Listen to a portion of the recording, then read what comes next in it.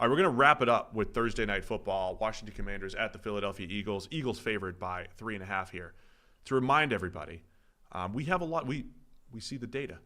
We have a lot of listeners who listen to us on Friday or Saturday or Sunday, and they like to skip over Thursday Night Football because it already happened.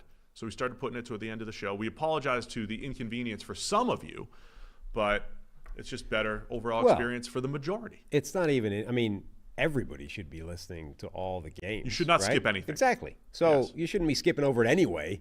So that's on you, right? And for the people that are listening on Friday, Saturday, Sunday, I think it's reasonable to say you can skip it if it's already happened, right?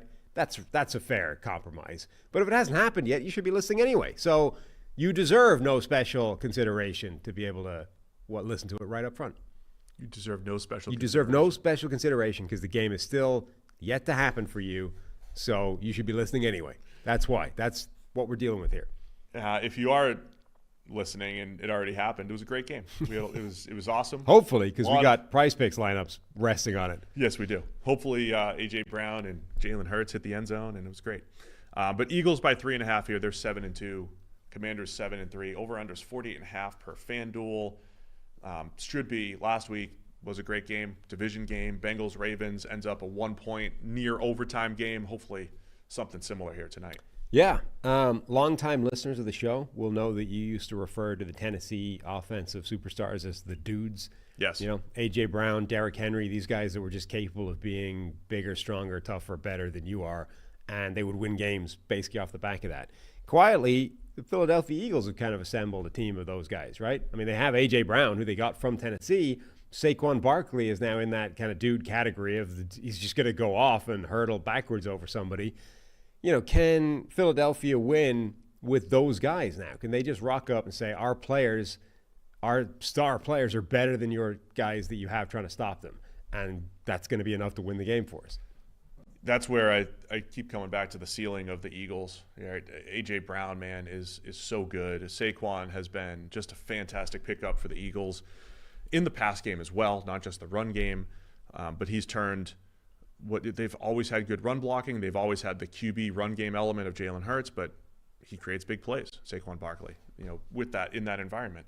And then the Eagles defense has really been good these last few weeks. Try not to overrate the Cooper Rush game against a beat-up Dallas offense, but the Eagles, the youth movement that you've mentioned, the Zach Bonds and Nakobe Deans of the world, Quinyon Mitchell, Cooper DeJean, they're younger. They look faster. They're not blowing coverages like they were the entire second half of last season, which is a huge win. And I think we maybe forgot that Vic Fangio's there, and Vic Fangio kind of cooled off a little bit as a name, as a system. Didn't really do great with Miami last year. Had some ups and downs. Didn't do well against better offenses, but they've been much better on that side of the ball, Philadelphia. So well, they have. I think they're rounding out into just a good, well-rounded team. They look really good right now. I mean, I think the expectation was for the offense to be good once they got all the star players back, and that has been true. The defense, I think, has been the really important development from their point of view, though, because all of a sudden, all these young players that were potential question marks have looked outstanding. I mean, Cooper DeJean coming into that lineup has made a massive difference in a Brian Branch style of impact. That's a slot safety hybrid type of role. He's made a huge impact there. Zach Bond, a pickup that nobody thought anything of really when they did it, has been a phenomenal player for them at linebacker this year. But Jalen Carter is now consistently dominant. They've got so many of those young guys that are making a bigger impact. Nolan Smith, who done nothing as a rookie really, is making plays. Quinyon Mitchell as a rookie making plays. Like, these guys that were all an unknown quantity are now much more known quantities, and generally speaking, the knowledge has equaled production. I think all that adds up to another test for Jayden Daniels. Can't be more impressed with what he's done as a rookie. Yeah. And going up against a good Eagles defense, a good Eagles pass rush, second straight week, solid pass rush coming up against a Commanders offensive line that I think is overachieved. I don't think they've been great, but certainly outperformed expectations coming into the season. Jayden Daniels maybe helping that because you're a little afraid to get after him. But Washington's been able to run the ball pretty effectively this year. And Daniels sitting here with an 87 PFF grade and just outstanding so far this year. Not as dominant as he was earlier in the year, basically since the injury, but man, still really impressive. So another big test for them. And I'm leaning toward it's going to be another one of those moral victory losses for the Commanders. You know, they're within a touchdown, just like they lost to the Steelers by 1. They lost to the Ravens by 7. They're within a score. You feeling good about the trajectory of the Commanders? I'm just not ready. They're ready to, you know, take control of the NFC East. I think the Eagles come out of this as the East leaders tonight. The East leaders. Yeah. Division's on the line here. Yeah.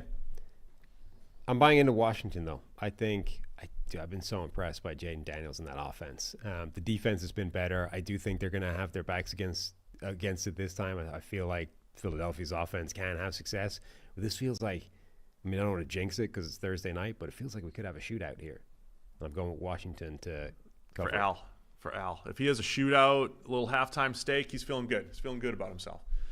Give me the Eagles to cover the 3.5 even. I think they're going to put themselves in position to be the team to challenge the Lions here in the second half. Them and the Niners are going to come back full force in the second half. Harry's going to take Washington to cover the 3.5 as underdogs, which should be fun. And we'll have the post game with Branda, That's Good Sports, right after. Thanks for watching all the way to the end of our video. For more great content, click here to subscribe and here to watch another video. We'll see you again soon.